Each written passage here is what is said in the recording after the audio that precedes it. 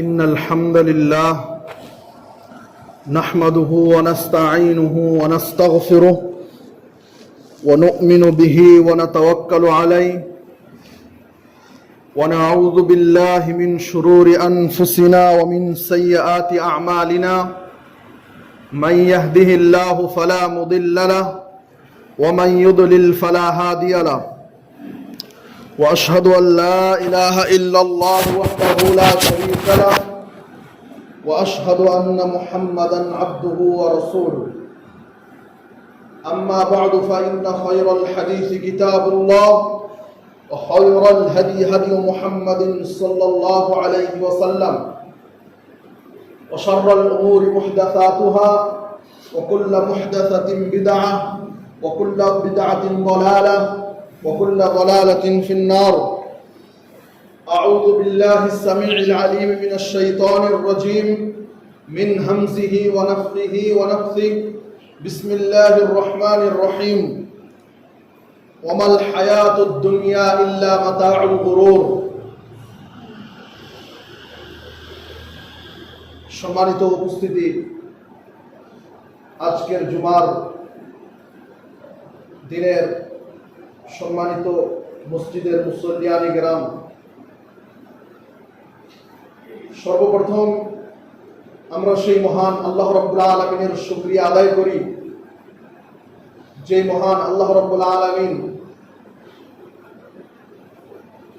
আজকে সাপ্তাহিক ঈদের দিনে আমাদের সবাইকে একত্রিত হওয়ার তৌফিক দান করেছেন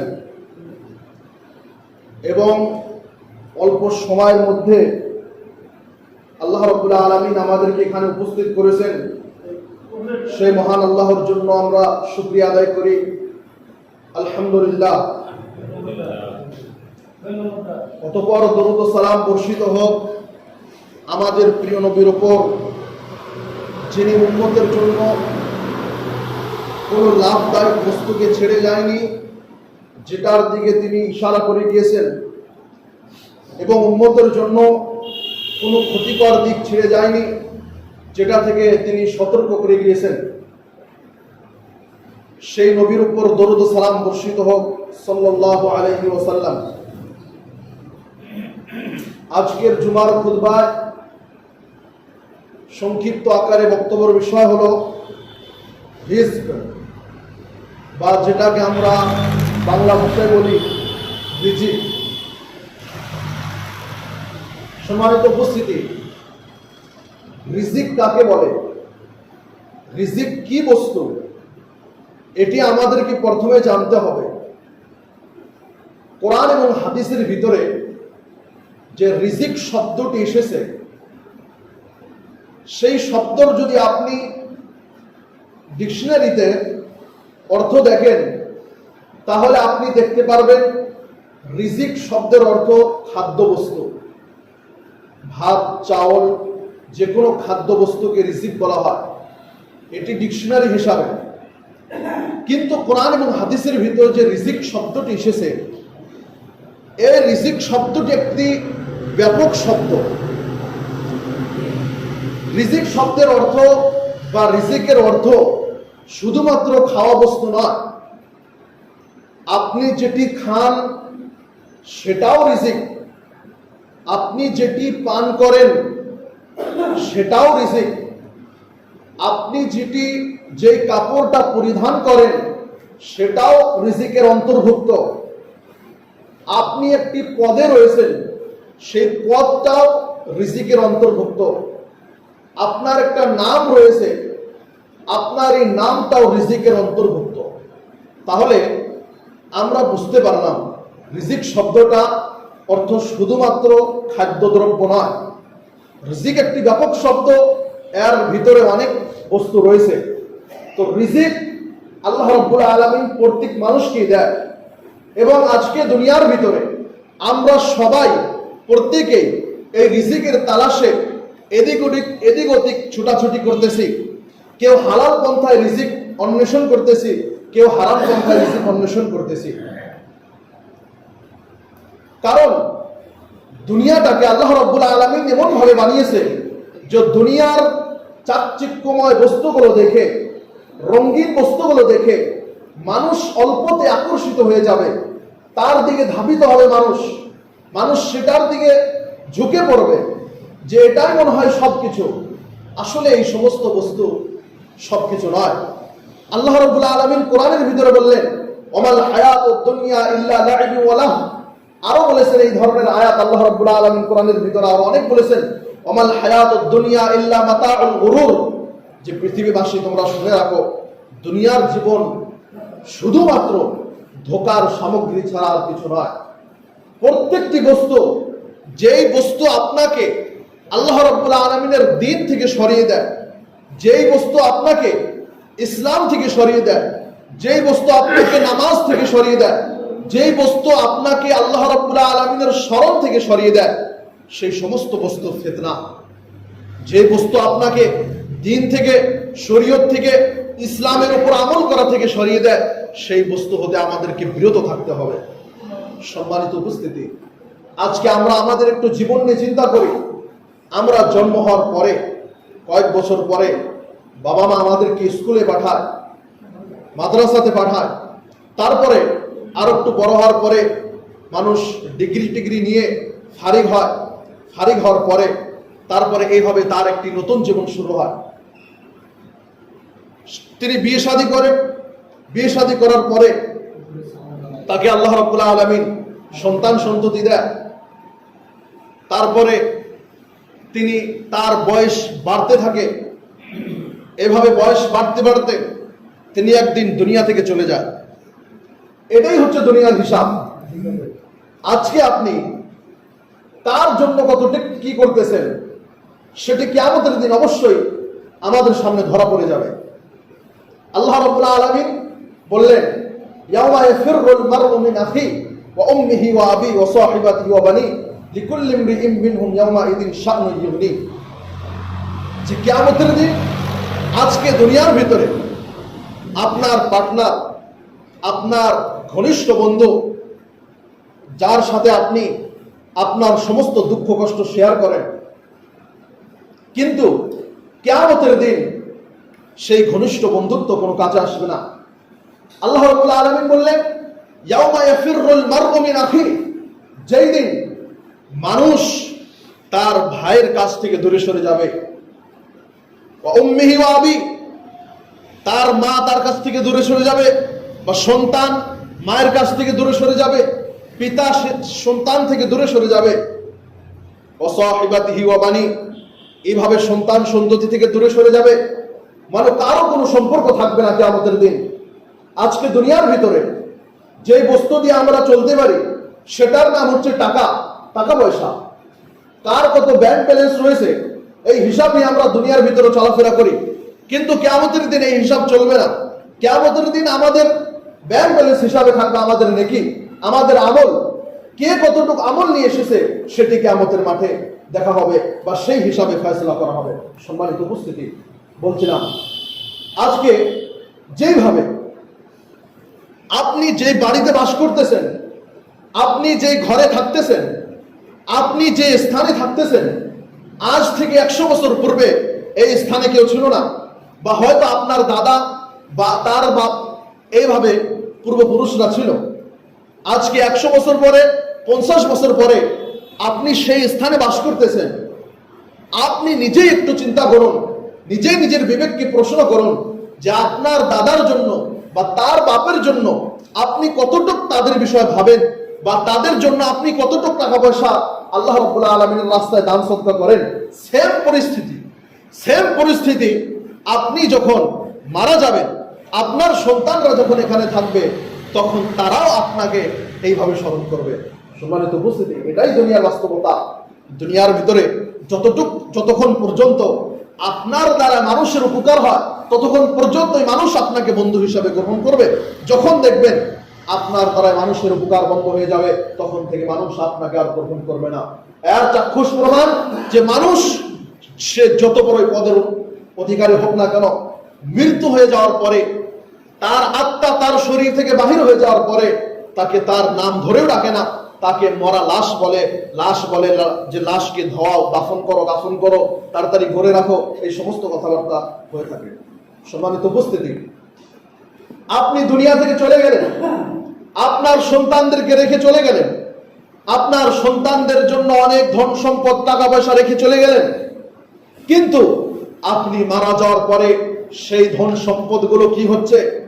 আজকে অধিকাংশ পরিবেশের মধ্যে এটি হয়ে গিয়েছে যে 100-র মধ্যে 90% বাবা যখন দুনিয়া থেকে চলে যায় তার সম্পদগুলো ভুল রাস্তায় ব্যবহার হয়, কারণ তার সন্তানগুলো সেই বাবার সম্পদকে শুদ্ধভাবে ব্যবহার করতে জানে না।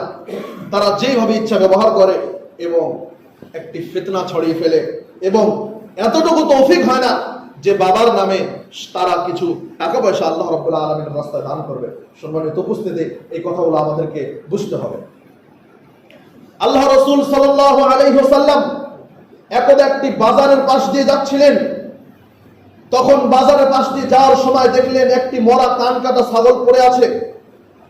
আল্লাহ রাসূল সাহাবায়ে কেরামদেরকে জিজ্ঞেস করলেন, হে আমার সাহাবারা, তোমরা কি এই মরা কান কাটা ছাগলকে 1 দিরহাম দিয়ে কেনা পছন্দ করবে?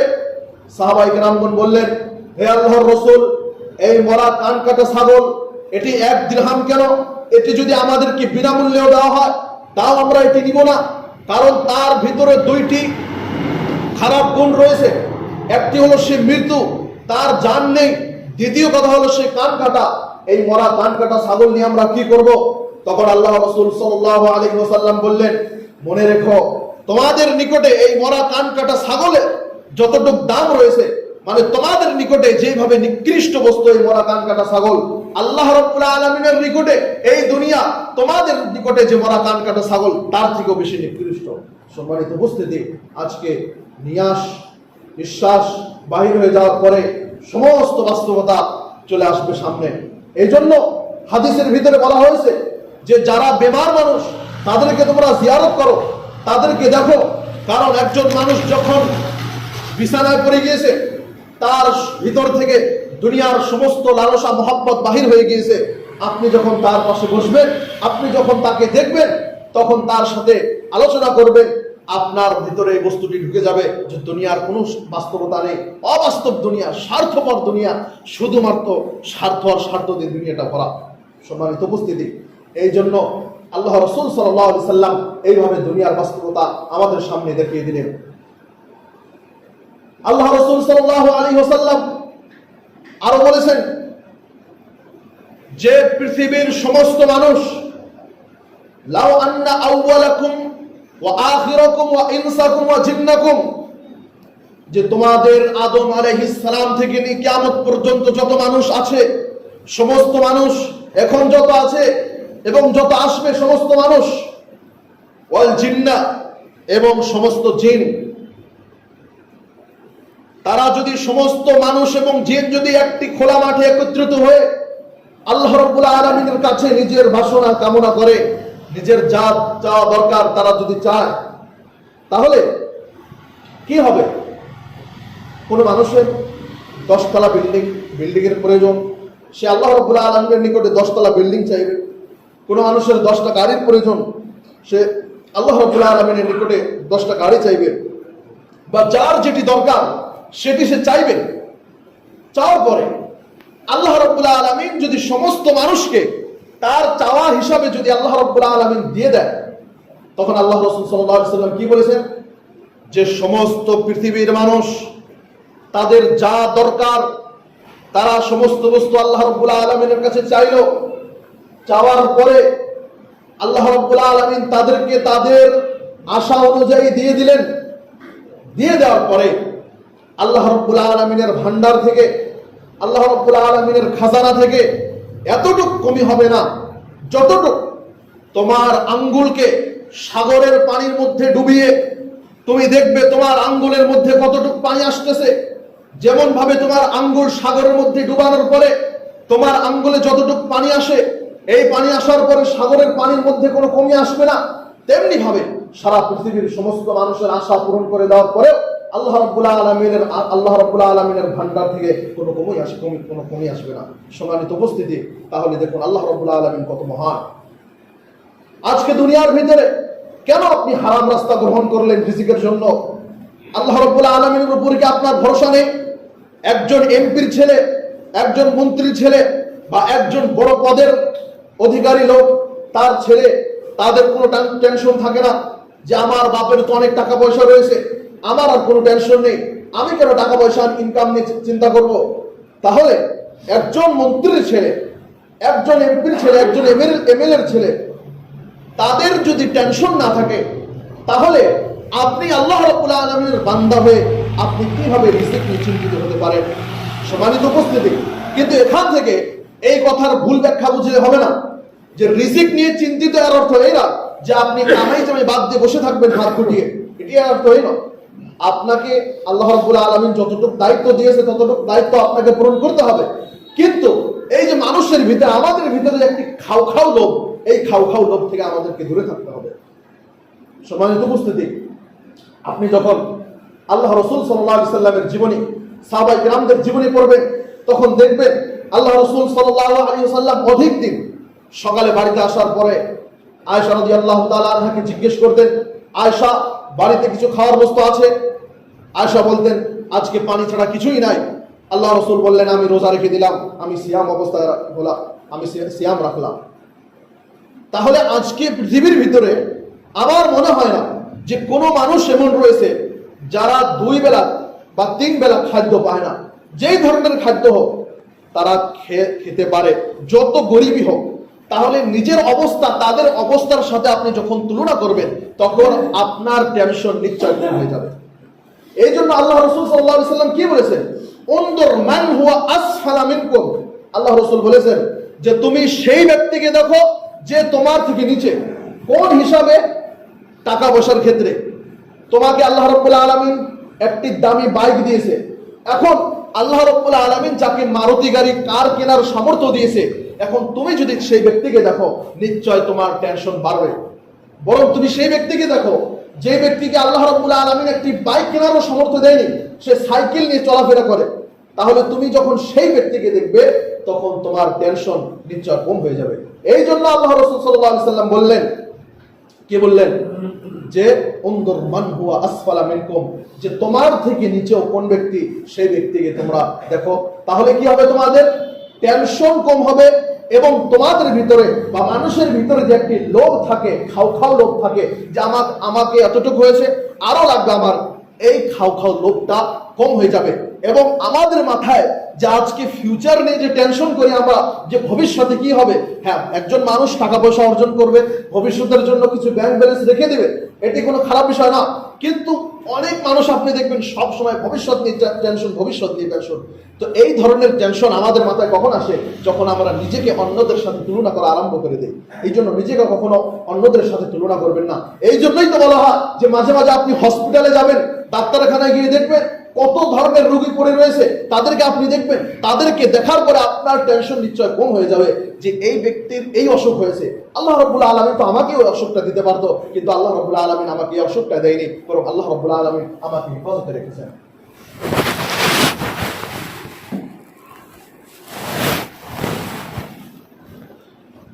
আলহামদুলিল্লাহ ওয়াহদা ওয়াসসালাতু ওয়াসসালামু আলা মান লা নাবিয়্যা বা'দা, আম্মা বা'দ। সম্মানিত উপস্থিতি, আমরা রিজিক সম্পর্কে আলোচনা করছিলাম।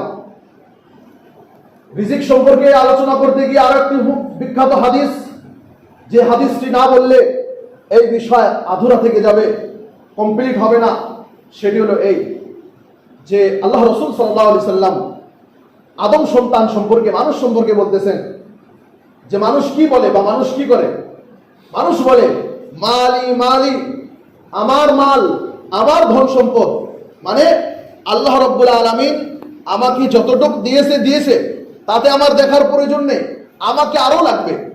আল্লাহ রাসূল সাল্লাল্লাহু আলাইহি সাল্লাম এই কথাটি এই ভাষা দিয়ে বুঝালেন, মালি ওয়া মালি, যে আমার মাল, আমার ধন সম্পদ। সব সময় আপনি দেখেন না, মানুষ আজকে নামাজ পড়ারও সময় পায় না, সব সময় যার যেটি কাজ, ব্যবসা বাণিজ্য, বিজনেস নিয়ে ব্যস্ত।